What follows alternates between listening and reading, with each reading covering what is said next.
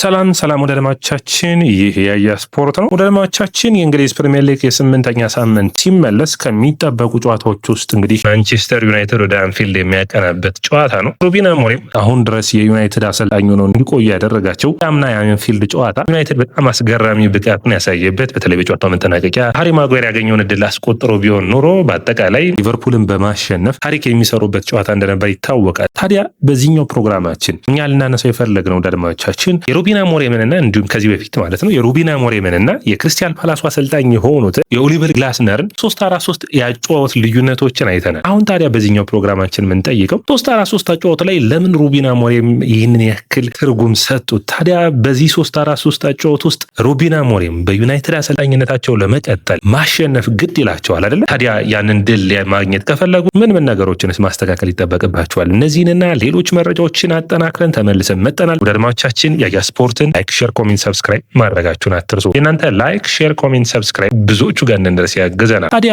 ዩናይትድ ከሀገራት ጨዋታ መልስ የሚጠብቁት 4 ጨዋታዎች ይኖራሉ። ሊቨርፑልን ከሜዳ ውጭ ወደ አንፊልድ ሮድ የሚገጥም ይሆናል። ከዛ በመቀጠል የሚጠበቀው ጨዋታ ብራይተንን በሜዳው የሚያስተናግድበት ነው የሚሆነው። ፋቢያን ያስለሩ ብራይተን የሚመጣ ይሆናል። ከዛ በኋላ ወደ ሲቲ ግራውንድ ከሜዳ ውጭ፣ ወደ ቶተናም ከሜዳቸው ውጭ የሚያደርጉት 4ቱ የህዳር ወር የሀገራት ጨዋታ ከመምጣቱ በፊት ዩናይትድ የሚያጋጥሙት ጨዋታዎች ናቸው። ታዲያ ወደ አድማጮቻችን የእናንተን አስተያየት እንፈልጋለን። የእናንተን ላይክ፣ ሼር፣ ኮሜንት፣ ሰብስክራይብ እንፈልጋለን። ብዙዎቹ ጋር ደረስን ማለት እኛ የተለየ ትርጉም ያመጣልና ወደ አድማጮቻችን እነዚህም ፕሮግራሞቻችንን በየቀኑ እንድናዘጋጅ የሚያግዘን የእናንተ ላይክ፣ ሼር፣ ኮሜንት፣ ሰብስክራይብ ነውና ሁሌም እሱ ላይ አትሰላችሁብን። ላይክ፣ ሼር፣ ኮሜንት፣ ሰብስክራይቡን አብዙልን። ታዲያ ወደ አድማጮቻችን ስለ ሩበን አሞሪም ስናወራ ሩበን አሞሪም መቼ ነው 3-4-3 አጨዋወትን የመረጠው? ምክንያቱም ሩበን አሞሪምን በተጫዋችነት ዘመኑ ስናየው በ3-4-3 የተጫወቱ ስብስቦች ውስጥ ብዙ ጊዜ አባል አልነበረም። በቅርብ ጊዜዎችም ስለ 3-4-3 አጨዋወት ሲጠየቅ ጥሩ መልሶችን ሰጥቷል። አሰላለፌን አልቀይርም ያለበለዚያ እሰናበታለሁ የሚል አስተያየትን ሰጥቶ ብዙ ወቀሳ ቀርቦበት ነበር። ታዲያ በግሪምፕሲው ሽንፈት በኋላ ቡድኑ ለሌላ ታክቲካዊ ሂደትና በሌላ ታክቲካዊ አጨዋወት ውጤታማ የሚሆን ከሆነ ለመቀየር ዝግጁ እንደሆነ፣ ነገር ግን እሱ የሚያምንበት 3-4-3 እንደሆነ እንደተናገረ ይታወቃል። ሩበን አሞሪም የመጀመሪያ አሰልጣኝነቱን ያገኘው በፖርቹጋል 3ኛ ዲቪዚዮን በሚጫወተው በካሲፒያ ቡድን ነው። ካሲፒያ ታዲያ ይህ አሰልጣኝ የመጀመሪያውን እድል ሲያገኝ በጊዜው አሰልጣኝ ዋና አሰልጣኝ አጋዥ ሆኖ ነበር የሄደው። ታዲያ በዛን ወቅት ምን አጋጠመ ብለን በምናይበት ጊዜ ወደ አድማጮቻችን 2 ነገሮች አጋጥመውታል። አንደኛው መነሳት የሚጠበቅበት በኔ እይታ እንደ ጥሩም ሆነ እንደ መጥፎ መነሳት የሚጠበቅበት በወቅቱ በ4-4-2 የሚጫወተው የካሲፒያ ቡድን በሩበን አሞሪም ስር ሩበን አሞሪም መጀመሪያም የመረጠው 4-4-2 ነበር። በካሲፒያ 2 ጨዋታዎችን ተጫውቶ ሁለቱንም ጨዋታ የሩበን አሞሪም ቡድን ተሸነፈ። ይህ ታዲያ ሩበን አሞሪም ለ3ኛ ጊዜ ሲጫወት ወይም በ3ኛው ጨዋታ ላይ 3-4-3 አጨዋወትን ተጠቀመ። በ3-4-3 አጨዋወት ተከታታይ 6 ጨዋታዎችን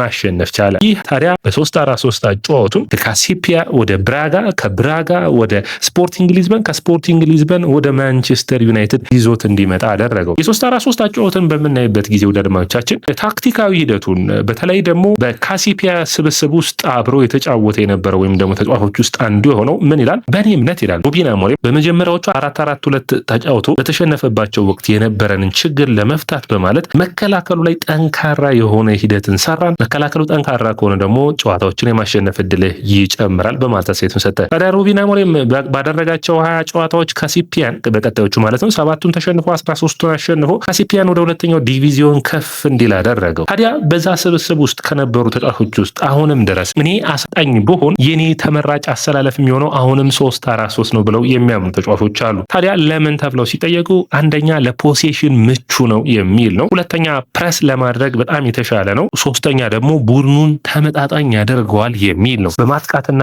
በመከላከሉ ረገድ። ነገር ግን እኛ የምንጠይቀው ምንድን ነው ካላችሁ ወደ አድማጮቻችን በ3-4-3 አጨዋወት ውስጥ በ3-4-3 ሂደቶች ውስጥ ዩናይትድ ወይም ሌላ ቡድን ስትይዝ የተጫዋቾች ብቃት በጣም ወሳኝ ነው። በተለይ እንደዚህ ለእንግሊዝ ፕሪሚየር ሊግ በከፍተኛ ሂደት ለሚጫወት ቡድን ዋናው አስፈላጊው ነገር የተጫዋቾች ቅርጾችን እንድትቀይር ያስገድዷል። ያለ ማሳየት እንግዲህ ከፔፕ ጋርዲዮላ በላይ በአጨዋወት ሂደቱ ሁሌም የሚፈልገውን ማጥቃት እንዲሁም ደግሞ በፖሴሽን የሚያጠቃ ቡድንን የሚሰራ አሰልጣኝ ነበር። ነገር ግን በቅርብ ጊዜያት ወዲህ መከላከልን ሲመርጥ ወይም ደግሞ በመልሶ ማጥቃት ቡድኑን ሲያቀናጅ አይተነዋል። ይህ ማለት እግር ኳስ በአንድ ሂደት ብቻ የሚታመንበት እንዳልሆነ ያሳያል። ታዲያ የ3-4-3 አጨዋወት ምንድነው ቁልፉ ነገር ብለን በምናይበት ጊዜ ወዳጆቻችን የሩበን አሞሪም 3-4-3 እንደምታውቁት በ3-4-3 አጨዋወት ውስጥ ትልቁን ሚና የሚይዙት ሁለቱ ዊንግ ባኮች በጣም ለአጨዋወቱ አንድ ቡድን ለ3-4-3 ሚናን እንዲጫወት የሚፈልግ ቡድን ካለ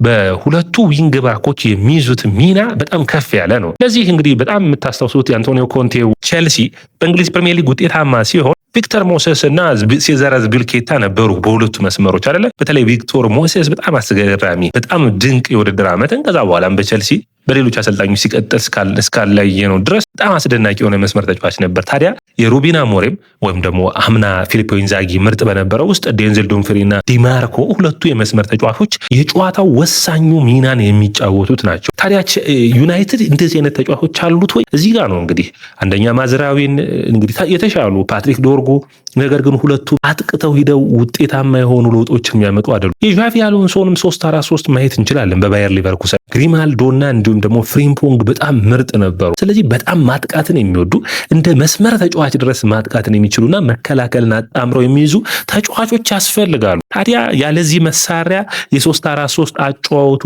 ውጤታማ ይሆናሉ። የመጀመሪያው መሳሪያ ነው ማለት ምንችለው ነው የሚሆነው። ደድማቻችን ዩናይትድ ያ ሲኖረው አይታይም። ሩበን አሞሪም አሁንም እዚህ ስብስብ ውስጥ የተለየ ፐርፎርም የሚያደርግ የመስመር ተጫዋች የሚያስፈልጋቸው ይመስለኛል። ዊንገር ባክ ማለት ነው ወይም ዊንግ ባክ መስመሩን በደንብ ቻናሉን መያዝ የሚችሉ ተጫዋቾች ያስፈልጉታል። ሌላኛው የሚሆነው እንግዲህ በዩናይትድ ቤትም በሌላም አጨዋወት ውስጥ በጣም አስፈላጊ የሆኑት 3-4-3 ሲባል ሁለቱ የአማካይ መስመሮች ናቸው። ሁለቱ የአማካይ መስመሮች በጣም አስፈላጊ የሆኑ ተመጣጣኝ የሆነ ማጥቃትና ተመጣጣኝ የሆነ መከላከልን የሚያሳዩ ሁለቱም 10 ቁጥር ያልሆኑ መሆን አለባቸው መጀመሪያ።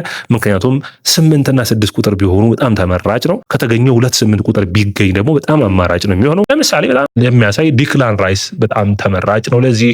ኤሌት አንደርሰን በጣም ጥሩ ብቃቱን በኑኖ ስፒሪቶ ሳንቶስ ቡድን ውስጥ አሳይቷል። ባሊባን ማንሳት ይቻላል። አዳም ዎርተንን ማንሳት ይቻላል። እዚህ ታዲያ ዩናይትድ በዚህ ክህሎት ያላቸው ተጫዋቾች አሉት ወይ ብለን በምናይበት ጊዜ ዩናይትድ ያሉት የአማካይ መስመር ተጫዋቾች አሁንም እዚህ ጋር ጥያቄ የሚያስነሱ ናቸው። እነማን ናቸው? ካዝሜሮን ካያችሁ ፍጥነቱ ኳስ የማስጣል ብቃቱ ቢኖርም ፍጥነቱ ካዝሜሮ ጋር አይደለም። በመከላከሉንም ከማጥቃቱ ጋር እየተመላለሰ ሊጫወት የሚችል አይደለም። ማውንትና ሜኑ ደግሞ መከላከላቸው ደካማ ሆኖ ይታያሉ። ታዲያ በ3-4-3 አጨዋወት ውስጥ የመጨረሻው ወሳኙ የሚሆኑት ደግሞ የአጥቂዎቹ ሶስቱ ተጫዋቾች ናቸው። የሶስቱ አጥቂ ተጫዋቾች ከዊንግ ባኮቹ ጋር የሚጣመሩበት ሁኔታ ወይም ሁለቱ የ10 ቁጥር ሚና የሚጫወቱት ለምሳሌ ሚምቦሞ እና ማቲያስ ኩኛን የምናነሳ ነው የሚሆነው። በጣም ወሳኝ ነው ከቡድኑ ጋር እንዴት ይቀናጃሉ የሚለው እንግዲህ እነዚህ በጣም ወሳኝ ናቸው። ታዲያ ብዙዎቹ ቡድኖች 3-4-3ን ሲመርጡ ምንድነው ምክንያታቸው ብለን ካየን በጣም የሚመረጠው ኮምፓክት የሆነ ቨርቲካል ቢልድ አፕ ይኖረዋል። ቡድኑ ቀጥተኛ የሆነ በጣም የተጠጋጋ ቡድን መሆን ይጠበቅበታል። ዩናይትድ ግን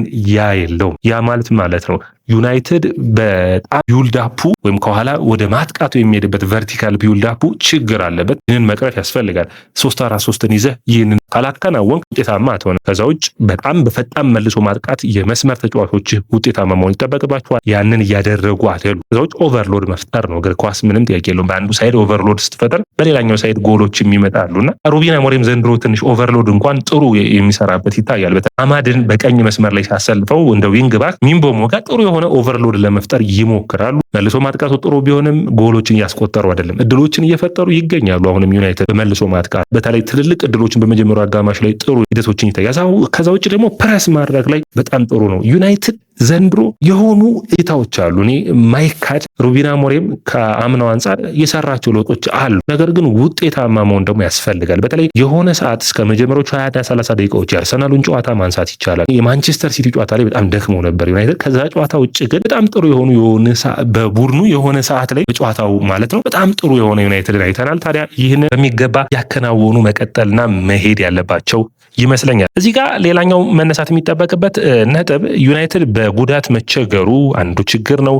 የዩናይትድ እንደ ቡድን ችግሩ ነው ያለው የተጫዋቾቹ አሁንም መጀመሪያም የተናገርኩት ማለት ነው ለዚህ ለ3-4-3 አጨዋወት የስኳዱ ፊትነስ በጣም አስፈላጊ ነው። የመስመር ተጫዋቾቹ ሶስቱ ተከላካዮች በጣም አሁንም ዩናይትድ ላይ ጥሩ የሚባሉ ናቸው አይደለ? ማቲያስ ደሊ እና ሌሎቹ ሁለቱ ተጫዋቾች ማለት ነው በጣም ወሳኙ ነው።